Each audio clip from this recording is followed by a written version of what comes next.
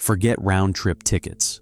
When we talk about going to Mars, most people imagine a heroic mission, a few years away from home, and then the triumphant return to Earth. But what if I told you that, with what science knows today, this trip might have no return? That a journey to Mars could, in practice, be a one-way ticket. Not because the spacecraft can't make it back, but because your body can't handle living here anymore.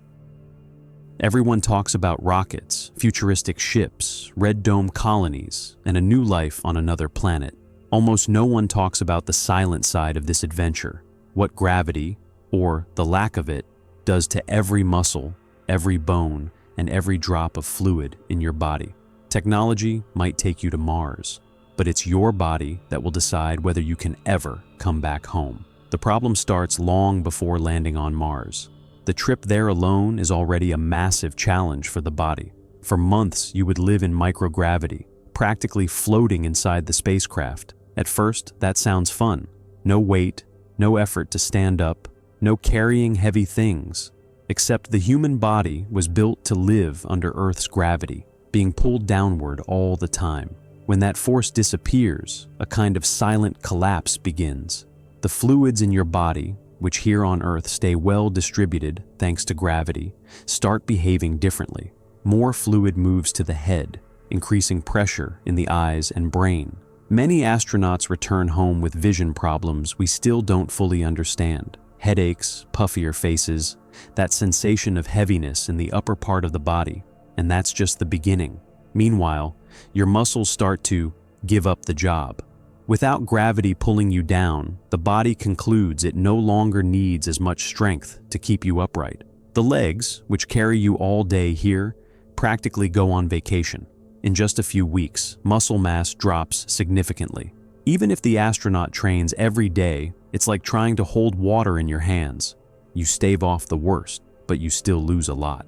The bones suffer even more. They were designed to bear your weight, step after step, year after year. In the absence of weight, the body decides it doesn't need bones that strong and starts pulling calcium from them as if it were recycling material. The result is similar to accelerated osteoporosis. In months, what would take years to happen here on Earth unfolds in space at an alarming pace. The spine changes too. Without the compressive force of gravity, it stretches by a few centimeters. It might sound nice to grow a little, but it comes at a price. Pain, discomfort, misalignments.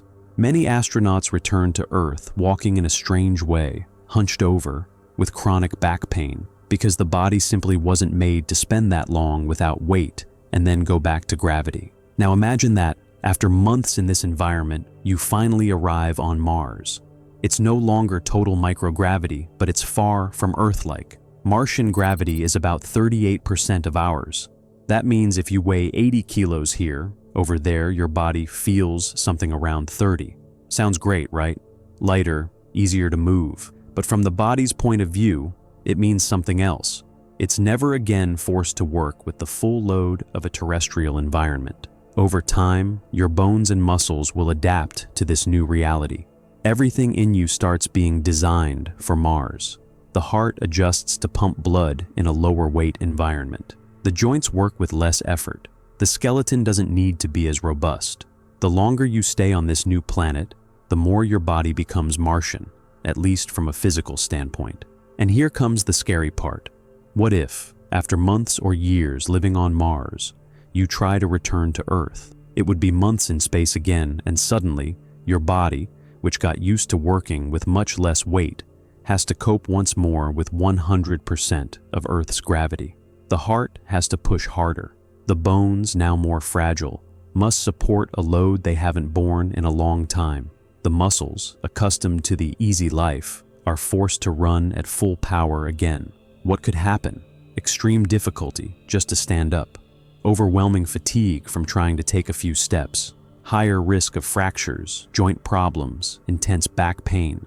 The circulatory system could struggle with dizziness, drops in blood pressure, fainting. Maybe with a lot of physical therapy and months of treatment, part of this could be reversed. But no one knows for sure how far that can go. And it's precisely this uncertainty that turns a mission to Mars into something very close to a permanent exile. Faced with this, some scientists and engineers are already considering another strange possibility. People who go to Mars may end up spending the rest of their lives in space, on orbiting stations, or in environments with artificial gravity. They would be citizens of space, no longer fully belonging to any planet. Perhaps Earth's gravity becomes too heavy, and Mars is too weak, forcing these people to live forever in a technological middle ground. Of course, there are ideas to try to avoid all this. One is to use spinning spacecraft to create artificial gravity similar to Earth's. Another is to develop special suits that apply pressure to the body, simulating weight, or drugs that protect bones and muscles. Intense daily workouts are already part of current astronauts' routines. But the truth is simple. No one has spent years on Mars to know exactly what will happen. Most of what we're talking about here is based on studies from short missions on the International Space Station and simulations. So, before sending a group of people to live on Mars, humanity will have to face a tough question. Are we ready to accept that they might never be able to come back? That it's not just a mission choice, but a definitive change of world? Is it courage, sacrifice, or madness? If you received an offer today, a guaranteed spot in the first Martian colony with everything paid, cutting-edge technology, food, shelter, new landscapes every day, but with one clear condition: you will never return to Earth. Would you accept it? Would you be okay knowing you'd never again feel your body's full weight, never again walk the streets of your city, never again hug someone under the blue sky here? In the end, this might be the true face of Mars colonization. Not a simple trip, not a long mission with a guaranteed return, but a definitive migration. The first humans on Mars may not be just astronauts on a work assignment. They may be the first voluntary exiles of modern history, giving up the planet where they were born to try to build a home on another world.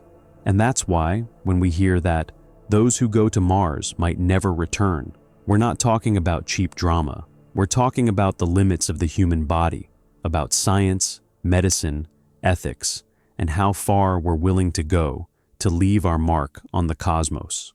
The question isn't just, how are we going to get there, but who will we become when we can never come back? And you? Would you accept a one-way ticket to Mars, knowing that Earth, in practice, would be lost to your body forever? Tell me in the comments, because I really want to know your answer. And if you enjoy this kind of journey through science and the future of space exploration, don't forget to like the video and subscribe to the channel. That helps a lot, so we can keep bringing stories that show the fascinating and sometimes frightening side of living in such a vast universe. Thank you, and see you in the next video.